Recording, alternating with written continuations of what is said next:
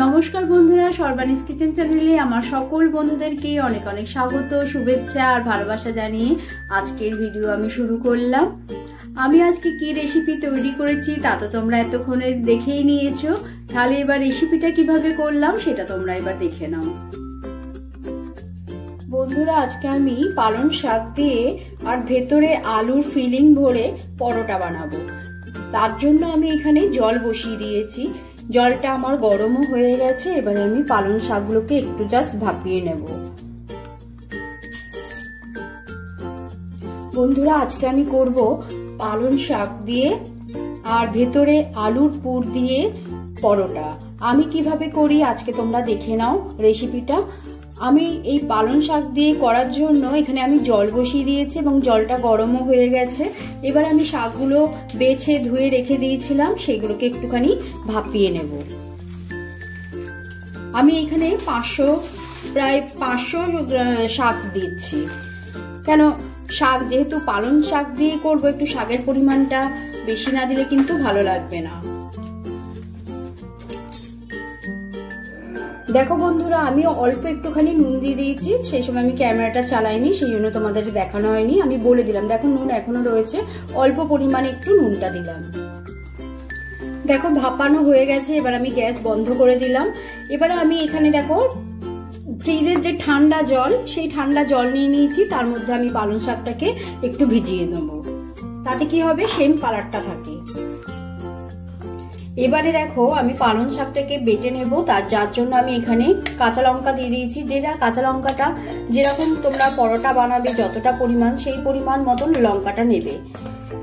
আর নিয়ে নিয়েছি এই 2 টুকরো আদা। এই আদাটাকে আমি কুচি কুচি করে কেটে নেব।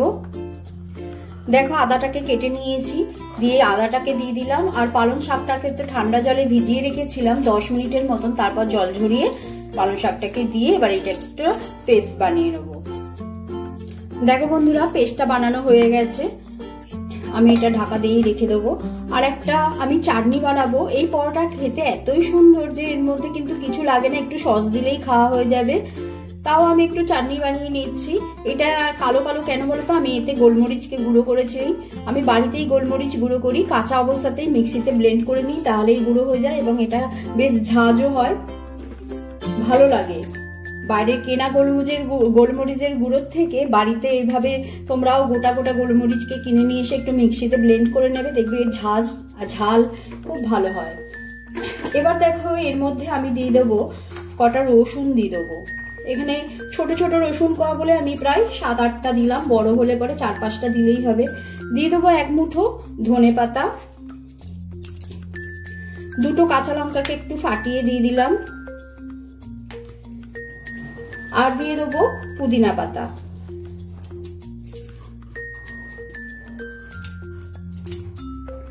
এর মধ্যে একটু নুন দিয়ে দেবো। নুনটা যা দিচ্ছি আবার পরে একটু টেস্ট করে দেখে নেবো যে ঠিক আছে কিনা, নাহলে আরেকটু নুন দেবো। দিয়ে আমি এটাকে ব্লেন্ড করে নেব। দেখো চাটনিটা আমার হয়ে গেছে। এর মধ্যে আমি দিয়ে দেবো একটু লেবুর রস। আমার বাড়িতে কাগজি লেবু ছিল বলে সেই কাগজি লেবুর রস দিচ্ছি। তোমরা পাতি লেবু থাকলে পাতি লেবুর রসও দিতে পারো। যে কোনো লেবুর রস দিলে পরে একটু টেস্ট হয়, খেতে টক টক ভাবটা আসে, খেতেও ভালো হয়। লেবুর রসটা দেওয়ার পরে আরেকবার আমি ব্লেন্ড করে নেব। দেখো বন্ধুরা, লেবুর রস দিয়ে আমি আরেকবার ব্লেন্ড করে নিয়েছি, হয়ে গেল চাটনি। এবারে আমি আমার পরিমাণ মতন নিয়েছি। এখানে আমি 3 কাপ আটা নিয়ে নিয়েছি। তোমরা তোমাদের পরিমাণ মতন যে যতটা পরোটা বানাবে ঠিক সেই পরিমাণ মতন আটাটা নেবে। এবার আটার মধ্যে দিয়ে দেবো নুন আর চিনি। দেখো দিয়ে দিলাম নুন। শাকের মধ্যেও আমি কিন্তু একটু নুন দিয়েছিলাম। আর এই আটাটা আমি যেহেতু শাক দিয়েই মাখবো, অতএব নুনটা পরিমাণ মতনই দিতে হবে বুঝে শুনে। আর দিয়ে দেবো একটু মিষ্টি, একটু চিনি দিয়ে দিলাম যাতে খেতে টেস্ট হয়। আর দিয়ে দেবো সাদা তেল, অল্প পরিমাণে দিলাম, 1 চামচ দিলাম, এতে বেশি তেল লাগবে না। এবারে আমি ওই পালং শাকটা যেটা বেটে রেখেছি সেটা দিয়ে মেখে নেব। প্রথমে এগুলোকে আগে সব মিশিয়ে নেবো ভালো করে।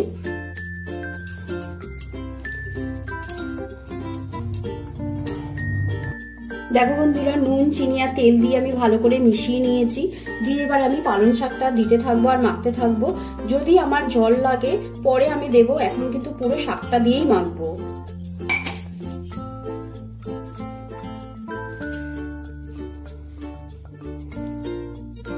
তাহলে আমি পুরো শাকটা দিয়ে মেখে তারপরে তোমাদেরকে দেখাচ্ছি। দেখো শাকটা দিয়ে মেখেছি, আমার একটু জল লাগবে, আমি সেই জন্য মিক্সির বাটির মধ্যে একটুখানি জল নিয়ে নিলাম, নিয়ে এবার পুরো আটাটাকে মেখে নেব। দেখো বন্ধুরা, আটা ভালোভাবে আমার মাখা হয়ে গেছে। এবার আমি একটা চাপা দিয়ে রেখে দেবো। খুব ভালোভাবে ঠেসে ঠেসে মাখবে, খুব সুন্দর হয় এইটা। আমি কিন্তু আটা দিয়েই পুরো করি, তোমরা কেউ চাইলে আটা ময়দা মিশিয়েও করতে পারো। তাহলে চলো এটা এবার ঢাকা দিয়ে রেখে এবার আলুর পুরটা বানাই। দেখো বন্ধুরা, এবারে আমি আলু পুর করার জন্য আমি আলুগুলোকে সেদ্ধ করে নিয়েছি। এবার একটা বাটির মধ্যে আলুগুলোকে প্রথমে একটু মেখে নেবো হাতের সাহায্যে। দেখো আলুগুলো মাখা হয়ে গেছে। এবারে আমি আলুর মধ্যে দিয়ে দিচ্ছি নুন, পরিমাণ মতো নুন দেবে। দিয়ে দিলাম গোলমরিচের গুঁড়ো। আমি এখানে যেহেতু লঙ্কা দিচ্ছি না, সেই জন্য একটু গোলমরিচের গুঁড়োর পরিমাণটা বেশি করেই দিলাম। আর আমি এর আগে যেদিনকে পালং মেথি পনির বানিয়েছিলাম সেই দিনকে আমি একটা মশলা করেছিলাম, ওটা আমি দেখিয়েছিলাম। সেই মশলাটাকে আমি দিয়ে দিলাম এর মধ্যেও। আমি একটু বেশি করেই করে রাখি, কারণ ওই মশলাটা দিয়ে করলে খুবই টেস্টি হয়। আর দিয়ে দেবো ধনে পাতা, বেশ খানিকটা ধনে পাতা। আমি কিন্তু পুরো নিরামিষভাবে করছি, তোমরা যদি তোমাদের কোনো উপোস বারে এইভাবে বানিয়ে খেও খুব ভালো লাগবে। তাহলে আমি পুরোটা মেখে তারপর দেখাচ্ছি। দেখো আমি আলুর পুরটা আমি এরকম গোল গোল করে করে নিয়েছি, আর আমি গোলাটাও করে নিয়েছি। এবারে যেরকম আমরা পুর ভরি ঠিক সেরকমটা, এগুলো তো আর দেখানোর কিছু নেই, সবাই তোমরা জানো। করে আমি খোলটাকে আগে বানিয়ে নেব, নিয়ে আলুর পুরটাকে ভরে দেব।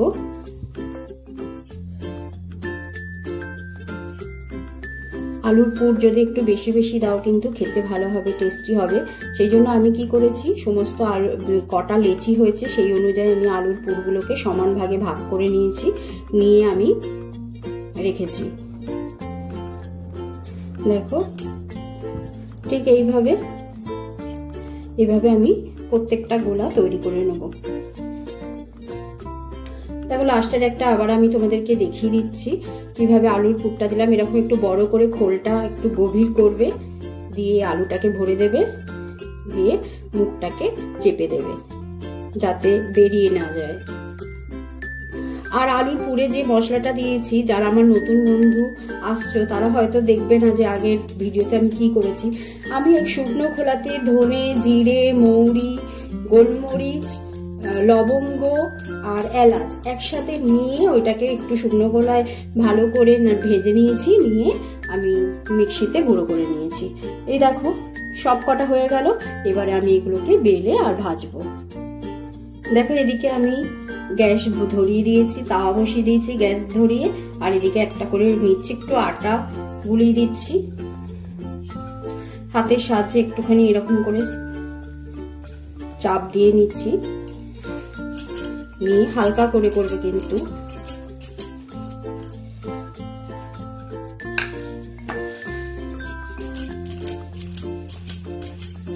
এগুলো কিন্তু বেশি যে পাতলা হবে তা কিন্তু না, একটু মোটা মোটাই রাখতে হয়,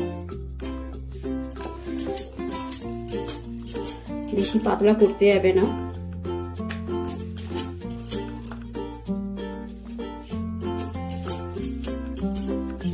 দেখো প্রথমটা আমার হয়ে গেল, আটাটাকে একটু ঝেড়ে তাওয়ার মধ্যে বসিয়ে দেবো।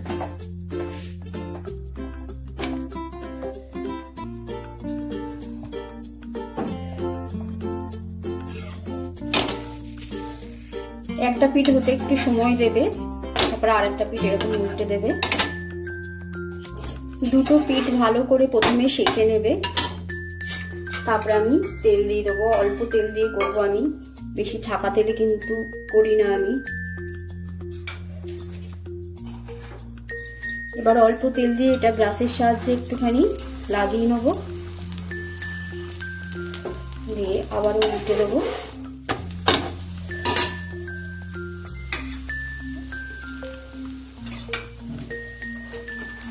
গ্যাসের ফ্লেমটাকে কিন্তু মিডিয়ামে দিয়ে রেখেছি।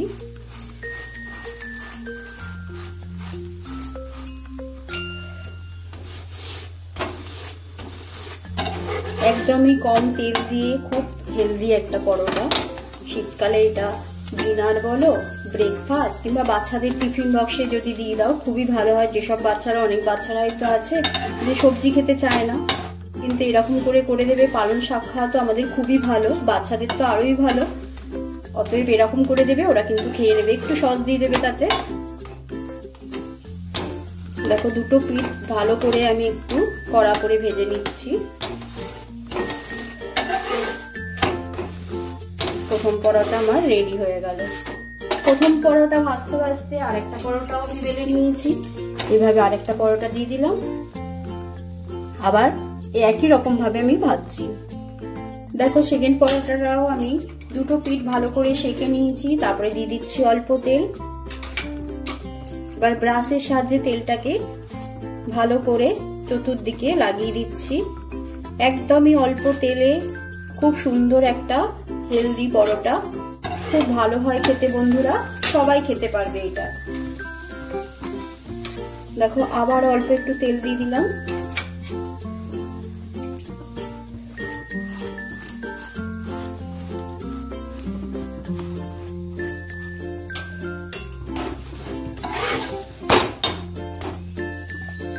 দেখো সেকেন্ড পরোটাটাও কমপ্লিট।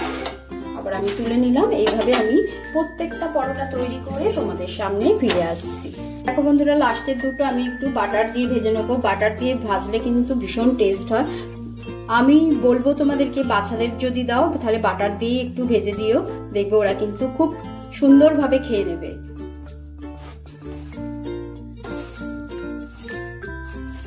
বেশি বাটার না, অল্প একটুখানি বাটার দিলাম। দিয়ে ভালো করে একটা পিঠ মাখিয়ে নিলাম।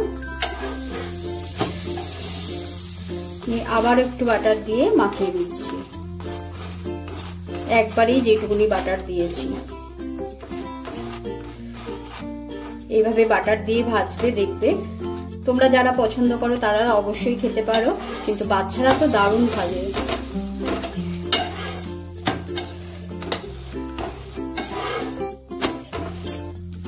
দেখো এটা আমার ভাজা হয়ে গেল। এবার তুলে নিচ্ছি। আবারও সেকেন্ড বারে আমি ওরকম ভাবেই সেঁকে নিয়েছি। দিয়ে দিলাম একটুখানি বাটার। একটু ভালো করে মাখিয়ে নেবো প্রথমে এদিকে।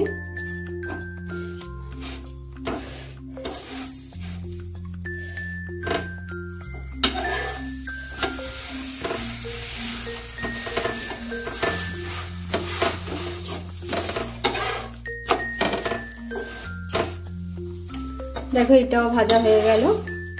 এবার আমি সার্ভ করার জন্য বন্ধুরা আমি সব বানিয়ে নিয়েছি। আলু পালং পরাঠা, এটা কিন্তু খেতে আবারও আমি বলছি খুব ভালো হয়। তোমরাও এটা ব্রেকফাস্ট কিংবা ডিনারে বানিয়ে ফেলতে পারো।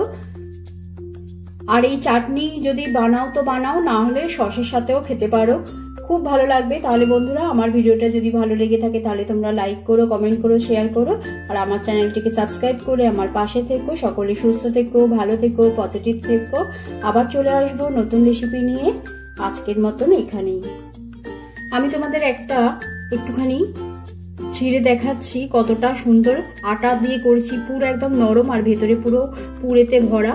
খেতে কিন্তু বিশাল টেস্টি। এটা কিন্তু বাচ্চা বড় সবাই কিন্তু খুব ভালো করে খেয়ে নেবে বন্ধুরা।